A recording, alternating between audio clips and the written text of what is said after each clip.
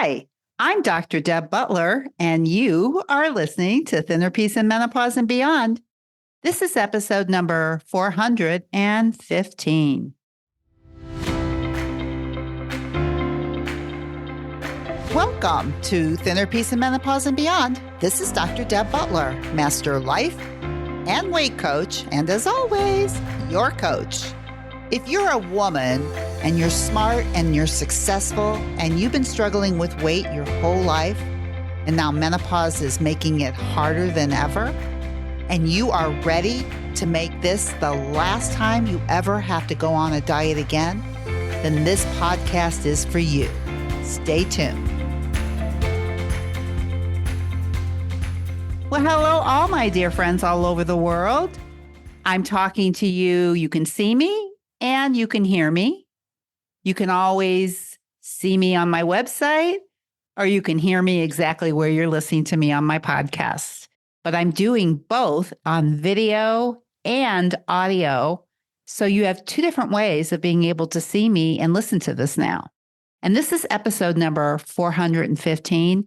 And I have something very interesting I want to talk to you about today because it's what I've been talking about with all my clients today. So I thought well, I'm just going to treat you, my podcast listener, all over the world, like you're one of my clients today and talk to you about some of my favorite Buddhist teachers and their teachings and how it can help you with your urges and your emotional hunger and what it is and what to do about it. Because the reason you eat when you're not hungry is usually because of urges and or emotional hunger. And emotional hunger is basically an emotion. And when we're talking about emotional hunger, we're usually talking about negative emotional hunger that goes from 0 to a -10, -10 being the worst, 0 being neutral.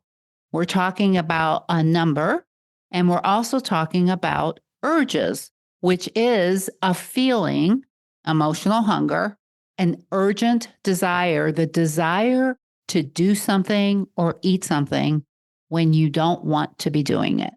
And what I want to talk to you about today is bring in two of my favorite teachers and how I talk to my students and my clients today about how to handle your urges and your emotional hunger based on 5,000-year-old teachings.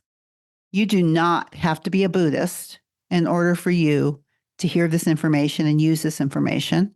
I do not consider myself a Buddhist, but I do consider myself a student of Buddhist learning.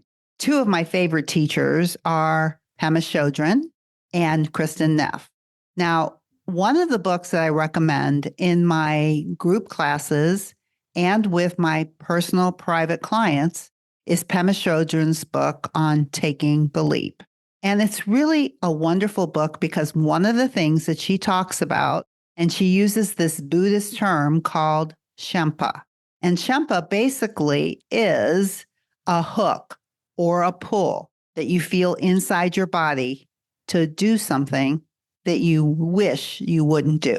So we call it a hook or Shempa, or what I call it, an urge. And I'm just doing what 5,000-year-old teachings are teaching. I'm using that with urges. Now, I have many ways of teaching about urges. And the first thing I want you to know is all an urge is its negative emotional hunger. It can be a strength from a 0 to a -10, and you feel it in your body, and you can either feel it in your body or give into it by putting something in your mouth or doing something, being hooked, that is not going to give you the result that you want. And those are urges or urgent desire.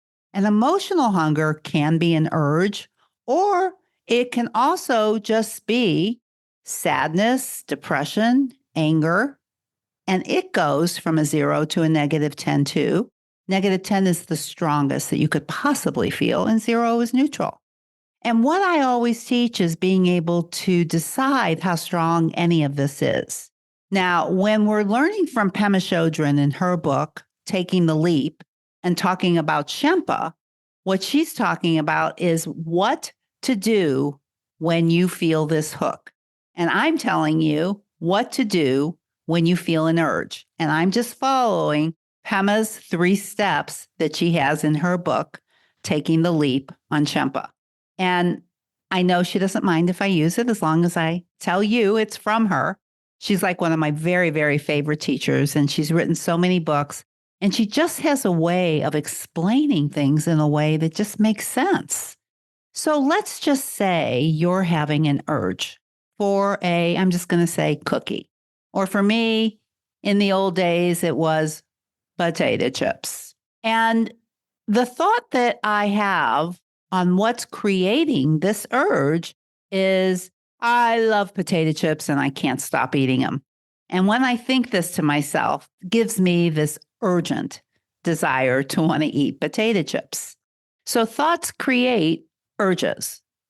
Thoughts create emotions or feelings. So what Pema says is when you're in the middle of feeling this hook or this urge, the first thing that you do is you become aware that you're feeling it. So you would just say to yourself, I'm feeling an urge. So basically, you're pausing first and you're becoming aware that you're feeling this urge for potato chips, for cookies, a thought that's creating this feeling. Once you notice that you're feeling it, you feel it. And then for 3 seconds, just 3 seconds, you let yourself feel it. You feel where it is in your body and you let yourself feel it. So for me, when I'm feeling an urge, I usually feel it like right in my diaphragm, and it's like a buzzing feeling. And it can be very strong or it can be very weak. And that's when we decide to give it a number, 0 to a -10. Now, in taking the leap, all Pema says is to notice I'm feeling an urge, then feel it for 3 seconds, pause for 3 seconds to feel it. Now, this is the interesting thing that she says, and I want to impart this to you, that after you give yourself 3 seconds with this pause, maybe you won't eat it or maybe you will eat it. But either way, you have just taught your brain something about these feelings, which is you can stay with it. She talks a lot about staying with emotions and staying with an urge, not just reacting to it. So 3 seconds is a long time when you're feeling this. And after the 3 seconds, if you've eaten it or not, her recommendation, step number 3, is just move on. No drama. Don't make a big deal about it if you've eaten it or not. You have done the work on becoming aware of what an urge feels like. Or in her language, what Shempa feels like and what it can do. And it also helps strengthen your brain into pausing. So she's very, very big in pausing. I'm very, very big in pausing. And I think if you can pause or stop for just a second and notice what's going on, and you're not gonna die. The information your brain is giving you, this is gonna kill you. You better eat it. Because it feels strong in your body, depending on how strong it is. But when you can sit with it, regardless if you eat it or not, you've just shown yourself that you can do it for a little bit and it's okay. You're still alive. And I think if you do this often, if you practice this, you will get better and better at number 1, feeling urges and letting them go and not creating a lot of drama around them. So when I'm working with my students or my clients, we have what we call an urge worksheet, which is not Pema's design. That's my design. But it's based on realizing the thought that creates the urge and the thought that resists the urge, or kind of, it's like you know what you're thinking and then you decide to think something different that makes you let it go. So for one way of thinking this is just think of it like this, like with potato chips. My unmanaged thought or my thought that's creating the urge is, I love potato chips. How many people think that and don't realize that it's creating this feeling inside of their bodies to do something that they don't want to do? Like, I love potato chips is not a fact. It's just something you've been thinking for so long that you think when it pops up, you should react to it. But what you could say to yourself is, I love my husband and I don't love potato chips. I mean, just something simple like that. It's like, keep the love for the people that are good in your life and not for the things that you don't want. So, like potato chips can taste good, but I don't have to eat them. Might be a really good managing thought for that, as opposed to I love them, I have to eat them. So if the unmanaged thought is I love them, the managed thought can be I can love my husband, but I don't have to love potato chips. At least I've used that before. Or I can save my love for things that are going to give me good things. Potato chips don't give me anything good, right? They're not my friend. Could be another managing thought. Sometimes we think that these foods are like our friends. I've had clients say to me, I'm breaking up. They've written me notes about how they're breaking up with their best friend, potato chips or cookies or whatever it is. It's like we don't quite see what's going on because it's going on so fast. So take Pema's advice if you're talking about Shempa and pause and be aware and give yourself 3 seconds and then do not dramatize it. Okay? So that's the first thing you can do with urges. Now, let's talk about another emotion: sadness, anger, fear, or urges. Kristen Neff, in her book, Self-Compassion, has 3 steps for how to help yourself have more compassion for yourself. Self-compassion. And I know most of you know how to have compassion for other people, but not as much practice with having compassion for yourself. So here are Kristen Neff's 3 steps for how to have more compassion for yourself. And I certainly believe that you can use them for urges. So the first thing is that you want to recognize that this is suffering. I'm suffering. You can put your hand on your heart and you can just say, this is suffering, or I am suffering. Just like that. You become aware of the feeling, of the anger, of the sadness, whatever it is that's causing negative emotion. You just sit with it for a second, and it's almost like giving yourself a hug. So first you say, this is suffering. Now, the second thing is, and this is really, really important, especially when it comes to the topics that I talk about a lot, which is losing weight, becoming friends with your body, with making yourself a priority, is to realize that we are more alike than we are different. It's to stop feeling alone. So she calls it common humanity, that you can say to yourself, sweetheart, so many people feel just like you. So many people are going through the same thing that you're going through. You are not alone. And I think it helps. They use it a lot, of this common humanity, to realize that there are so many people just like me. It is not just me. Sometimes we feel so alone and don't realize that so many people are suffering just like we are. And when we can do that, and we're holding our heart, and we're holding space for ourselves, it can make such a difference.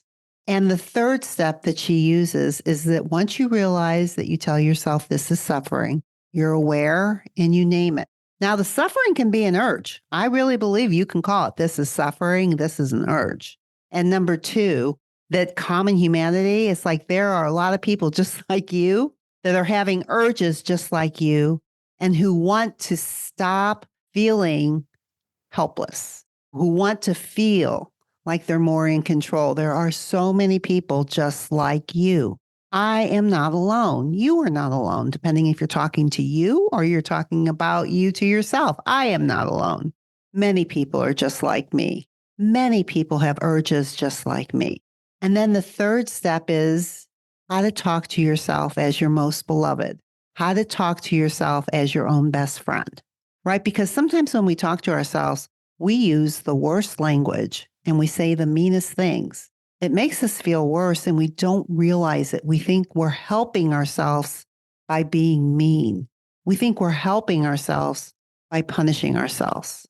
And what Kristen Neff says is that actually it does just the opposite, and that we know how to have compassion for our friends and what we would say to one of our friends if they felt out of control, or if they were feeling sad, or they were feeling angry. You would hold space for them. You would ask them, what do you need? How can I help you? Right? You wouldn't say anything that would make them feel worse. You know that. It's like, how can I make them feel better? What can I say to them? That's how you talk to yourself, as if you were your own best friend, as if you were your most beloved. This is from Kristen Neff in her book, Self-Compassion. My two favorite Buddhist teachers, Kristen Neff and Pema Chödrön. Now, they've both written more books, but these are still my favorite books. And if you can learn how to give yourself self-compassion, and you can learn how to feel your negative emotions with great love, including urges, it's almost like you're helping your own best friend. You start practicing talking to yourself as if you loved yourself, as if you liked yourself, as if you were trying to help yourself. It can make such a big difference for you, such a big difference. So this week, that's all I'm asking you to do. Treat yourself as your most beloved. Be aware of what your feelings are. Take a few seconds and feel what you're feeling. Don't get really dramatic about it. And give yourself space and call it what it is. If it's suffering, this is suffering. If it's an urge, this is an urge. And realize you are not alone. There are so many people just like you, more people like you than not like you. We are so much more alike than we are different. And take care of yourself. Be your own best friend right now. Treat yourself as your own beloved. Treat yourself as a person that you loved, as like another family member. If they were going through a hard time, would you want to make them feel worse, or would you try to help them feel better? Do that for yourself. And I promise you, you will feel better. You'll have a better week. And lo and behold, you can lose weight too. So I would not end this podcast without first saying to you, no matter where you go or who you're with, please, please, please be very, very kind to yourself. And I'll see you next week. Bye-bye. If you're loving my podcast and you would like some more information to be able to follow along with, then please go to drdebbutler.com/change, and you can get a free copy of my companion book that goes with this podcast that I refer to in many different episodes. That is drdebbutler.com/change, CHANGE.